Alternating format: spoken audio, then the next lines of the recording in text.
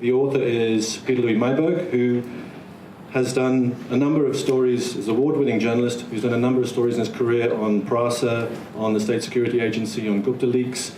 He published a book with us. Oh, sorry, my name's Steve Connolly. I'm the managing director of Penguin Random House. He published books with us 2 years ago called The Republic of Gupta, which was a bestseller. And now he is a member of Scorpio, the Daily Maverick's celebrated investigations unit. He'll be interviewed by Adriaan Basson, a highly experienced investigative journalist. Adriaan is the editor-in-chief of News 24, biggest website in South Africa. He previously was editor of Beeld, and also was a co-founder in 2010 of the Mail and Guardian Institute of Investigative Journalism.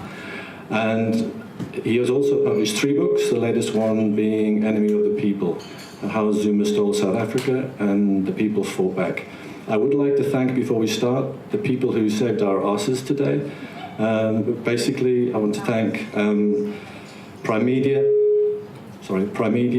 Media 24, and Daily Maverick for really coming to us at the last minute and helping us have this event.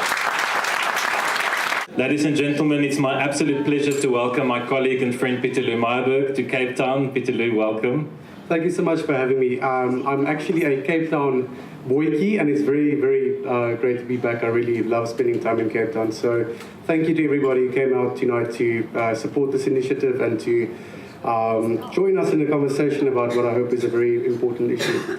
No, we're very glad to have you here, so don't thank us, we'll thank you. Pieter-Louis, just before we go again, guys, please tweet whatever you'd like to tweet from tonight. This is an absolute free speech zone. We're unlike Vulnerable and Afraid Waterfront. We don't censor any opinions. Nothing is too bad or hectic for us. So please tweet and use the hashtag Gangster State as you tweet. How do you feel? It's been quite a rough 48 hours.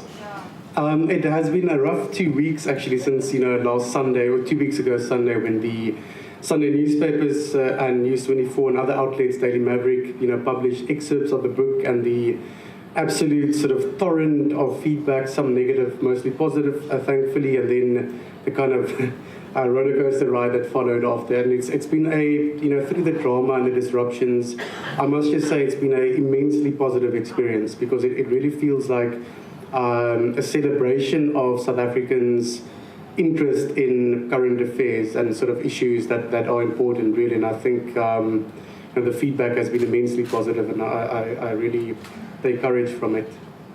So you were a strange type of person, because after the launch in Joburg, which was on Tuesday evening, after you having your launch disrupted of your amazing book, which is really, really amazing. We'll get to that in a moment. After having your launch disrupted, threats of violence, people tearing up your book, you go and sit and drink a beer, and you tweet. That's not the weird part. The weird part is your tweet. So you write, "A toast to South Africa. I love this country with every ounce of my being, and I'll continue to add my voice to those who believe in its future, regardless of the best efforts of those who hate democracy." Yeah.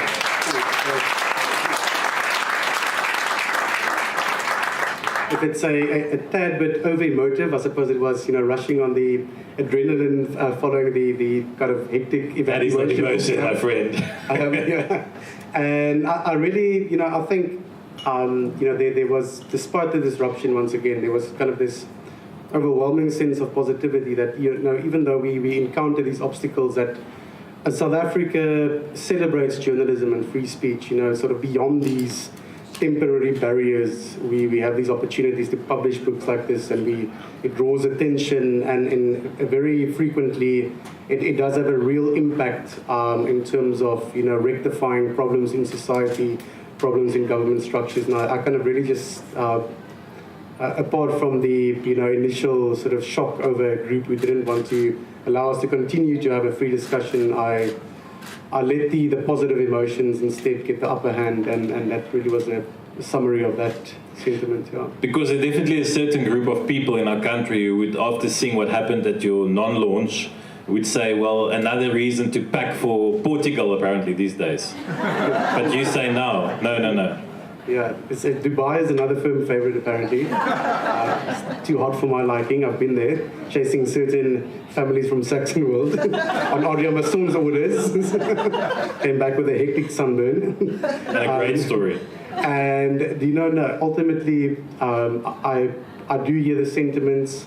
If we try and make this out as some sort of a white sentiment, it's completely displaced.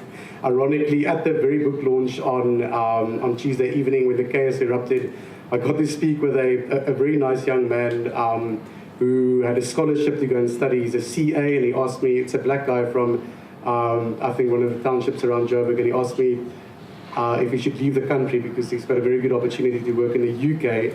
And I think it was a political question. He kind of had concerns about the future. So let's not have any misgivings that sort of the concerns that we have about the country is a white concern or a concern that implicates a certain sector of society. There are many concerned people from all walks of life in this country who really want this country to work and whose concerns and sentiments do reach us frequently. But you're staying. I'm here for now. I just want to come back to Cape Town at some stage. I'm in Joburg. Okay. Pieter-Louis, about exactly a year ago, you sat opposite me and we had a beer and you said to me, Adriaan, I'm resigning. You were working for me. I was very sad, went through all the stages of grief. But you said you wanted to write a book and you were extremely passionate about this project of yours. And you took an extremely brave step that a lot of us are not willing to do. We've all got bonds to pay, we've got families, we've got monthly expenses, but you said no. You want to take a year out of your professional journalistic career and write a book. Just maybe tell us about the thought process leading to that decision, and then more specifically, why a book about this character called Ace Magashule. Yeah, sure, Adriaan, thanks so much. I think, in that kind of vein, apart from the sort of role players that made tonight possible, I just want to add another sort of entity that made all of this possible in the first place, and that is the Taku Caper Fund for Investigative Journalism, administered by Wits Journalism. That's Professor Andron Harber's department. They make available these very generous grants for journalists such as myself to really full-time, have enough funding to sort of on a full-time basis go on a research sort of journey and really only work on one issue for about a year's time. So the funding was made available. I think I kind of I hit the ground running in a sense because when I was still working for News 24, I did kind of start to focus on Ace Magashule already back then. There were these investigative reports I did on his daughter, who really became a proxy for him to sort of shift some of these illicit funds through dubious dealings to, people always ask me, is Ace Magashule a rich man? I think we should really consider the possibility that the children of these politicians are really the money proxies of the illicit cash flows. In any way, so I had a body of work on Ace Magashule already, and of course there was previous fantastic work on Ace Magashule. Mr. Basson right here next to me, he wrote something on Magashule in 2009 already, detailing some casino deal and mention of a bribe. So, there was this body of work to kind of draw from. But I did view Magashule as somebody who needed very focused scrutiny because we have had the privilege to unpack the Gupta leaks and to really zone in on and hone in on their activities and kind of basically move them out of the country, which is what the Gupta leaks certainly succeeded in doing. And Magashule, in my opinion, was somebody who had sidestepped prolonged scrutiny. And there were just too many indications of a completely rotten government system while he was at the helm in the Free State to ignore. And I wanted to go and see if I could spend enough time researching this and go out and meet people and talk to some of his former allies. People really had the front row seat to this state capture ploy that he had unrolled in the Free State, to see if I can't bring together something condensed enough to have an impact and to make people sit upright and realize that, it's all very well and good that we're exposing the Guptas, we're writing about them, but there are major problems almost on the periphery of the media landscape that really needs to be unpacked in long format journalism also. And that's one of the issues we will touch on, is the lack of a proper independent probing media in the Free State province. But we'll get there. Pieter-Louis and I wrote my first book about Jacob Zuma. One of the best questions I received in that time, which I want to slightly alter for you, is what does Ace Magashule want? I think he's not he's very similar to Jacob Zuma in one sense. I want to point that out. These individuals, on the one hand, they loot public resources for private gain, certainly. They enrich their friends, their families, themselves. But there is a very real ongoing pursuit to stay out of trouble. So it's almost a very ironic situation where your looting lands you in trouble, and then you land in the crosshairs of authorities, of the DA in Zuma's case, this ongoing hounding, from the weapons scandal, and to make sure that case comes. So you need to continue looting to buy patronage and support in the party and to stay in power. And I think Magashule really wants that. He wants to stay out of trouble.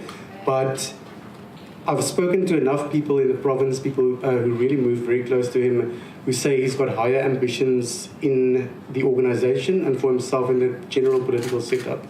More than one of them told me he wants to be president. And maybe that kind of ties into my previous question. I really just wanted the country to realize what kind of a character is now occupying such a senior position in the ANC, who very possibly has real ambitions to climb the ANC ladder and the political landscape's ladder even higher, possibly to the very apex. So let's just remind us of what happened to former ANC Secretary Generals. Cyril Ramaphosa was one. We all know where he is now. Kgalema Motlanthe was one. He was president. Yeah. And Gwede Mantashe, don't know if he will make it, but he's at least in cabinet now. So definitely bigger ambitions than being Free State Premier. But also that irony that, he kind of has to be in the Free State to capture the Free State. I almost get a sense that he feels somehow vulnerable being in the Tulia. Yeah, I think this is definitely a very paradoxical situation for Magashule. On the one hand, he needed to step out of the position of Free State Premier and into some sort of a formal structure in the ANC to survive. We saw what happened to his close buddy and fellow Premier Leaguer, Supramo Mapelo. He was politically isolated after the New Dawn faction took over. And I think Magashule would have been very susceptible to getting his political head chopped if he had remained merely as Premier. So once you become elected at a national conference, like he did at Nazareth 2017, you buy yourself a bit of time and attain a little bit of untouchability. And that's what puts him in a very strong position on one hand. But I do understand that his attempts to continue fostering these sort of state capture networks in the Free State is difficult now that he's in Letuli House on a full-time basis. There's a bit of distance between him and the former Premier, or the current Premier, Sisi Ntombela, even though they were formerly close allies. So, certainly it's a man who now juggles many balls at the same time. He's kind of dousing fires as the SG for the ANC as an organization, and then definitely he's still very much got his eyes on money flows in the Free State, like literally taxpayers' money flowing in certain directions. Those networks have not stopped yielding financial gains for people close to him. It's not a problem for him, if you read your book, it's not a problem for him to get in the car and just drive to Bloem or Joburg. Okay? It doesn't look, he's got a very nice BMW X5 and apparently just kind of like floats over the N1 in a matter of no time. So, I mean, one of the most interesting people in your books is Thabo Manyone, who, when I investigated Ace Magashule in 2009, was absolute critical part of his network. He was probably one of the closest people to Ace. Yeah. And it's so interesting reading your book to see how someone was moved out after, according to your interpretation, refusing the stuffed envelope from Atul Gupta.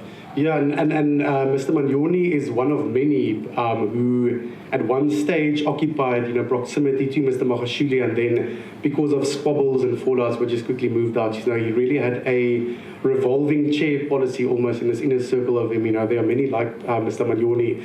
And I think his story is so important for the book because one of the criticisms, unfounded criticisms that came from the ANC and at least the pro-Magashule ANC, whether it's like this collection of unfounded stories and allegations, and the fact that if they actually went through the trouble of reading the book, they would have seen that a lot of this is actually people speaking on the record about their experiences. So Mr. Manyoni's on the record tale of his road trip to Saxon World with Mr. Magashule is key. You know, the things that kind of happen there is not normal sort of practice for a premier. You know, there's a brown envelope that gets handed to them. There's talk of, you know, real shadow state operations, you know, literally where the Guptas dictate what Zuma should be doing with his cabinet. You know, this story of Magashule, who would have been promoted to become the Minister of Communications in Zuma's national cabinet, and Manyoni needed to take over as Premier of the Free State. So that was a vetting exercise. That was for them to determine if the Guptas could trust Mr. Manyoni, because they still wanted to do business in the Free State, and that is so concerning. And then it now also ties up with testimony at the Zondo Commission, which I don't even write about in the book, former MEC Dukwana, who was also taken to the Gupta compound by Ace Magashule. One hopes that Manyone lands up in front of Jazondo as well, that he gives his evidence. I want to quickly read you something from your book, or more, read to the audience. As Premier of the Free State, Ace Magashule presided over the provincial government's financial affairs with a desperate flair for centralization. Former and current MECs, erstwhile confident senior and mid-level officials and business people in the province all attested to a frightening executive environment in which the fourth floor, a reference to the Premier's office, controlled every stream, brook and tributary of the Free State's cash flows. Quote, there wasn't a contract in the Free State that Ace didn't know about, whether it was for supplying toilet paper to municipalities or building roads for the province. He had a say in which contractors got the work, claimed one of his closest allies. Really? Yeah, no. So, and then I can, on the hand of some sort of, documented cases, I can really indicate his proximity to some of the contracts, where this kind of, testimony of individuals who experienced it is really backed up by sort of documented evidence. I unpacked the case of, Shell fuel station that he had gotten wind of. It was owned by a government entity called the FDC, in Kwakwa, that's indeed the former homeland of Kwakwa, and put out a Chaba in the Eastern Free State. Mr. Magashule and his daughter, Toko Malembe, roll in there one day, very much gangster style, in a convoy of cars. An aide holds up an umbrella for Mr. Magashule. They scope the scene. Remember, this is government property. It's owned by the FDC. They have a look at it. They walk around the building. I've got the CCTV footage of this. And then after that, with additional documentation, I can forensically prove how he then starts to put pressure on the FDC to boot out the current operator of that Shell fuel station, and then to sell the business to his daughter, not with her own money, with a loan from Shell. There goes a 9 million rand loan. She literally becomes a millionaire overnight. And the saddest part of all of this, and I really just wish this message could sink in among those who supposedly go and support him because he's a champion of the poor. In that process, his daughter becomes a millionaire overnight, and about 50 petrol attendants and other staff lose their jobs because that business shuts down. And you write quite passionately about that in your book, you quote from the ANC's manifesto about creating jobs and how what has happened here was exactly opposite to that. Yeah, and we should really, and I think these kind of books and the deals, it allows one to unpack in so much detail. It's so important in that sense to continuously compare what politicians are saying and what they are doing. And then you realize how vastly oftentimes it differs. So, as recently as, earlier this year, I think Magashule again went on about the ANC's job creation policies, and during his time in the Free State, their sort of job creation. My experience from my research shows that it was the exact opposite. They literally sidelined black businesses who weren't fortunate enough to have these political ties to make way for their own sort of friends and family.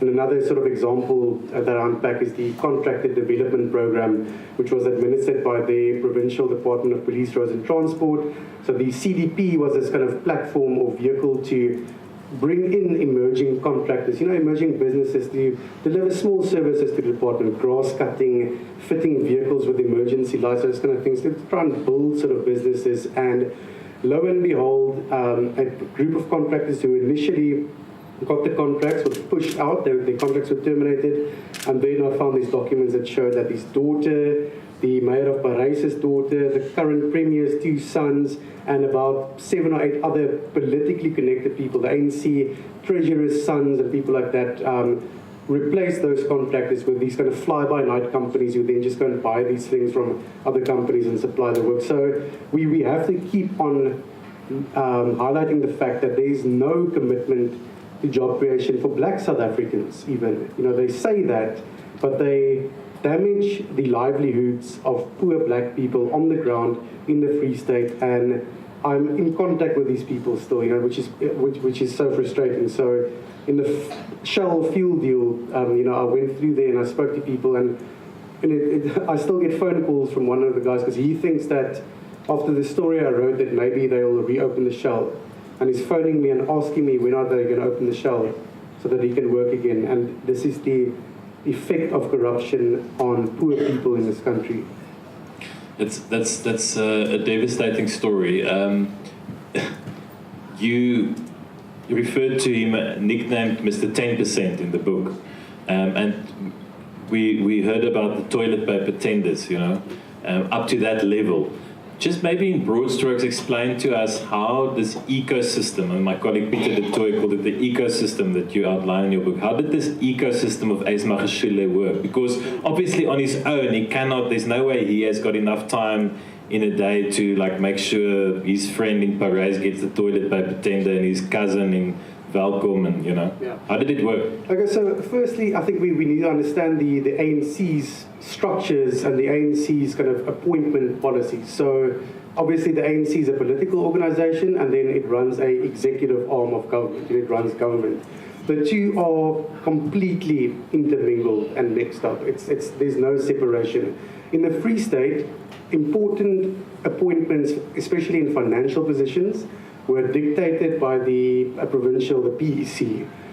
So from PEC level, with Magashule as chair of the PEC, that's the Provincial Executive Committee, they decided who becomes a municipal manager of a municipality, small municipalities, Zastron, Voorisburg, Pieter-Louis, CFOs, MMs, mayors of municipalities, and then also up to the provincial departments, you know, the DGs of departments, the HODs, and then the MECs also. That was run from Magashule in his capacity as ANC chairperson of the province. And these people then, and I go into quite a lot of detail, I hone in on the, you know, the Department of Human Settlements, because it really became a particularly rife area of looting for this kind of Magashule network.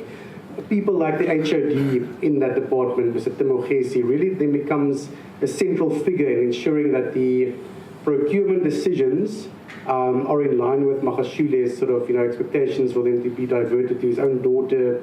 There's a 150 million rand RDP contract that she then gets in Bethlehem to build houses that are still not finished, by the way, or are very shittily built, because I went there and, you know, the taps don't work and there's some leaks in some of the roof, and it's really a shoddily constructed place, you know, so you really kind of witness how it has effect on the ground level. So that's kind of how structurally, you know, it's kind of like the government structures are populated by people. And there's a very close, I probably will do at some stage maybe a nice kind of like a data piece on the visualization of how this rolled out.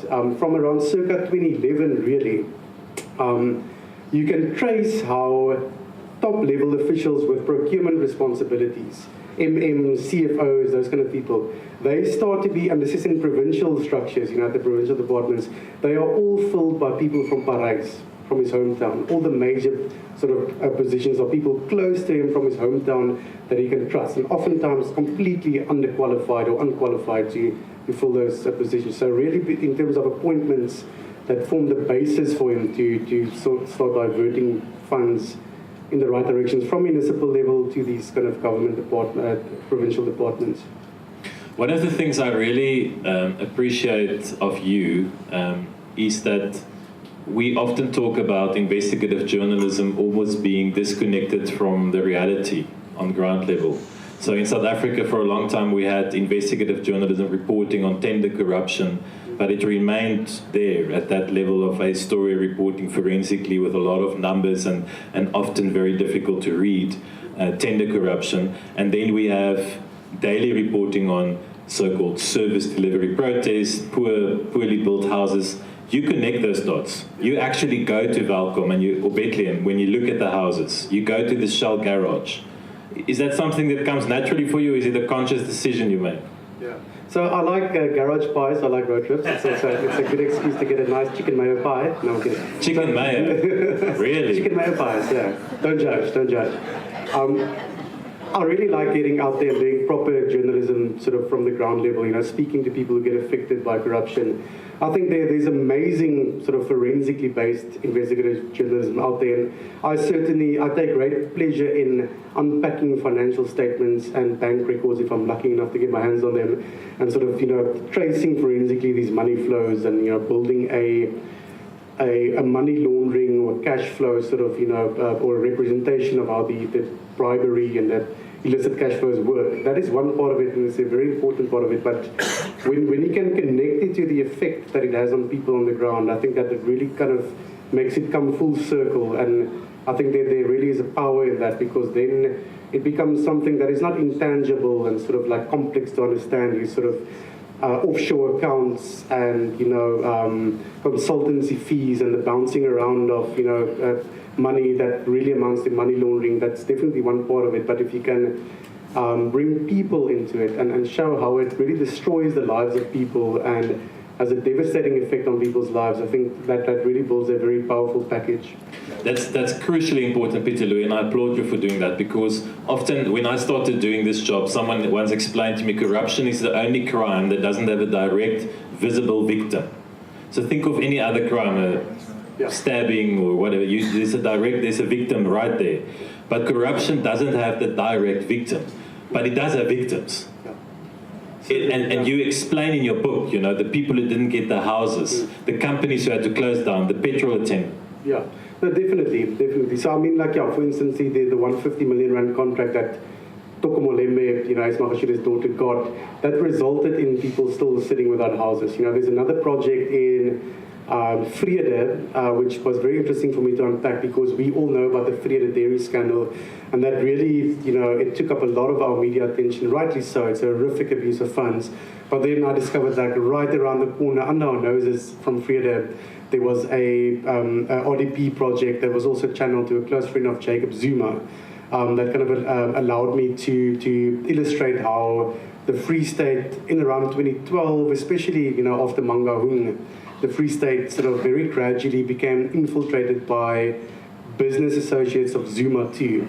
So Magashule had these long-standing business ties, and they all kind of fed off contracts in the province, because of his influence on state coffers. But then in around 2012, these individuals close to Zuma, the Guptas, Mr. Reddy, a couple of other guys, they really go into the province and they take up their positions next to Zuma's older business associates, and they also really start to feed off the province.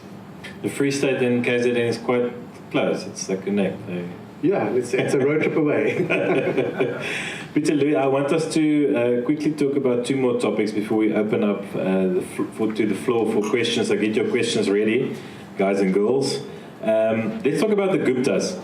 So what I found fascinating, which I haven't been able to figure out, and maybe you can help us, the Guptas were interested in very high-level stuff. So if you read the Gupta leaks, there's all these deals with McKinsey and regiments and China South Rail, the train company. Why were they interested in Ace Magashule and the Free State? I think there was enough money to go around to at least initially be lucrative enough for them to go into. So we have to remember that certainly Trillion and the milking of Eskom and Transnet, those insanely exorbitant consultancy contracts that did, from Eskom and those entities, that came a little bit later.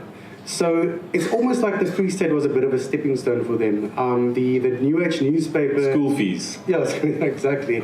So the New Age newspaper kind of, it becomes the Free State becomes the first place where they get large amounts of government subscriptions, a newspaper that nobody really read. I spoke to, one of their first contracts was the Department of Education. So they buy these heaps of the New Age early on after the launch in 2011, thereabouts. And these heaps of the New Age newspapers gets delivered at schools and libraries, all the entities that fell under the Department of Education, and then also arts and culture. and they just lay there in heaps. You know, they were never consumed. So the Guptas got an early foot in the Free State, and yes, the McKinsey contracts earn them billions, but we shouldn't write off amounts like 400 million or 500 million, which is what they got from, you know, Estina, the dairy venture. That if you start adding that up, that is big money. Those little medical vans that they rolled out in the Free State first, that would have earned them, according to their own projections from a document in the Gupta leaks, about 1 billion rand in revenues a year, if they had gone sort of, you know, all the way and rolled out as many vans as they wanted to get. So, you know, the Free State certainly isn't the biggest prize, but if you start adding it up, it's not an insignificant addition to their state capture earnings. But as you pointed out in your previous book, Republic of Gupta, the Guptas had an eye for talent. They would invest in people. So in that book, I think you interviewed someone in that book who explained how they saw Jacob Zuma years ago without any ambition, and nobody thought he would become president. Was maybe a similar case with Ace? Well, so who knows? And that is where there are sort of these gaps in the state capture and Gupta narrative. You know, we still don't fully understand where the Zumas and the Guptas meet each other for the first time. You know, there are now indications that it happened as early as the late 2000s, or the early 2000s, when he was at an MEC in the KwaZulu-Natal province. Certainly, a similar situation applies to Ace Magashule. We heard at the Zondo Commission last Friday for the first time, I didn't even know this, that when Ace Magashule was still an MEC in the province, so before he takes over as Premier in 2009, him and Dekwana, who testified at the Zondo Commission, they go to the Sahara Computers head office in Midrand, where Tony Gupta and Ace Magashule walk around and discuss business dealings. So very much there appears to have been this grooming exercise from the Guptas. They seem to have had a good indication, or maybe they just got lucky, of who would become president and premier. But I think we should now really come to the conclusion, I suppose, that it wasn't coincidence. They actively pushed people to eventually attain those positions. And that story really still needs to be unpacked further. One of the funniest stories from the Gupta leaks, because we also have to keep our sense of humor, right, was those flight tickets where Duduzane Zuma and the Magashule boys would be flown by the Guptas to Dubai, and then Duduzane would fly first class and they would fly business class, or economy even. Yeah. And the Gupta kids, it's a piece of Magashule, that's Ace Magashule's youngest son. He worked for the Guptas just like Duduzane Zuma did, and there are spreadsheets showing their salaries. So Duduzane Zuma gets like 100,000 rand a month, and Puetsa Piso gets 60,000 rand a month or something like that. Just 60,000 rand a month. How does one survive? For doing what? Joke. Pieter-Louis, 2 more topics. He needs more wine, please. Thank you. Sarita, 2 more topics. So, one of the saddest topics for me in this book, and it's something we almost knew, and it's something I knew and almost felt powerless at some stages, is the lack of critical reporting and journalism in the Free State. In your book, you don't only lament the absence of proper English language reporting, because there was always the Volksblad, and one must give credit to the role the Volksblad played. As literally the only independent title in Bloemfontein during this era. But there's a tragic story in your book about this newspaper called the Free State Times, which was started by Basil and Peta. And I mean, he was an independent journalist from Lesotho who started a newspaper, and really just wanted to do what we do, and has got a love for journalism and telling the truth, and how his newspaper, thank you very much. That's also the last time the CEO brought you wine. How Basildon's newspaper was literally bought by Ace. Yeah. So I call that chapter Fourth Estate Capture, because it was very important for me to unpack how, just like the Guptas did, it was so important for them to create a sort of a foothold in the media landscape, so that they could, at least to an extent, direct the communication, what was being said about them. That's why they established sort of all these newspaper and media ventures. So in the Free State, not only did Magashule very actively support the New Age, his friends from Saxon World, he also, actively pushed for the closure of a publication called the Free State Times. This is Basil and Peter. He originally comes from Zimbabwe, and him and a group of Zimbabwean journalists, investigative journalists who could no longer work under the Robert Mugabe regime, kind of moved into South Africa, and Peter, as not only a journalist but as a media entrepreneur, kind of viewed the Free State as a good place to start this newspaper, the Free State Times, and they really got into some hectic stuff initially. It was actually so fun to sort of work through their archives and see their earlier reports. A lot of the things that never got any traction in the mainstream newspapers. They wrote about. There's a contract that I don't even get to unpack in the book, the Ramkrol prison deal, where still today there's no indication where 180 million rand went. So they were going to build this new legislature complex for the Free State legislature. There's 180 million rand missing in the Free State with an open field. Anyway, so they started looking at that and gradually started to get some traction. They were getting sort of good circulation figures, and it was looking quite promising, and the Free State political fraternity was starting to buy into them. They were getting tip-offs and visits from people who back then already were tired of Magashule's antics and corruption networks. And then Magashule centralizes the procurement, the ad spend in his province, in his own office. They literally, all the departments that independently used to decide who they advertise with, he brings it into his office, and they shut down the Free State Times by closing all the money taps to them. And then the private sector, we spoke about V&A earlier on, the private sector can't not be scrutinized on all of this. They also stopped doing business with the Free State Times, apparently because there were these phone calls to them, to retailers in Bloemfontein, to national cell phone networks to say, Ace Magashule says, stop advertising in that newspaper, and that newspaper closes down.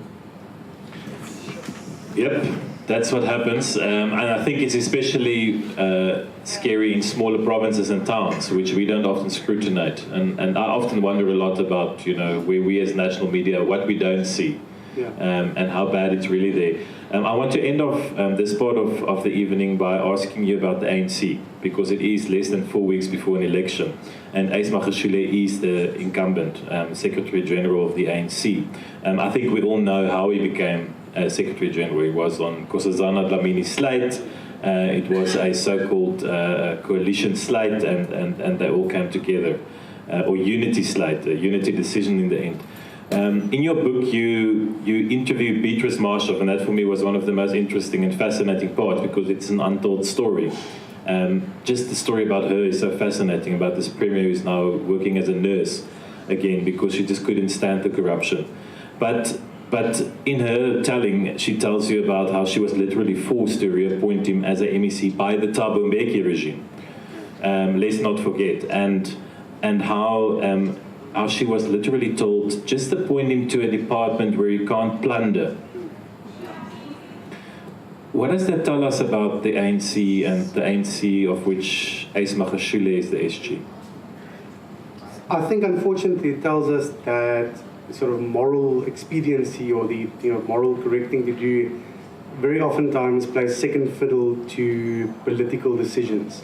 So Thabo Mbeki and them were willing to tolerate what increasingly became very clear indications of Magashule's corrupt tendencies, because they were under the impression that he was going to back them at Polokwane in 2007. They were taken for a horrific joyride, rightly so. And Beatrice Marshall pleaded with him basically to let go of Magashule. She couldn't tolerate him in the province. He had this power around him as chairperson of the Free State in the ANC, but when he entered executive spheres of government, there was always problems. There was looting. He stole cattle from the Glen Agriculture College outside Bloemfontein, and they cut up the cattle and ferried it up to conferences up north at Sasolburg. So there's a lot of cows in your book, as there should be on any book about the Free State. No human cows. So Marshall, I think that saga kind of really sort of indicates that the ANC's unwillingness to internally deal with corruption precedes the Jacob Zuma era. It's not something that only happened after 2009. Thabo Mbeki, even before him, so there's this long history of Nelson Mandela and then Thabo Mbeki deliberately not appointing Magashule as Premier of the Free State because they were acutely aware of these very real concerns of his inability to work honestly with government coffers, with government money. So when Mbeki has this opportunity to kind of, milk some of his ANC backing in the Free State for Polokwane, he kind of then pleads with Marshall to just keep him on somewhere, maybe in the Department of Sport or the Department of Agriculture, somewhere where he can't steal that much money. And that is really, it reflects horrifically on the ANC in terms of its dedication to stemming corruption among its own ranks, or in its own ranks. Pieter-Louis, I want to thank you for writing this book. I think that the story is one that's had to be told, and you actually took the effort to do it. Thank you very much, not only on behalf of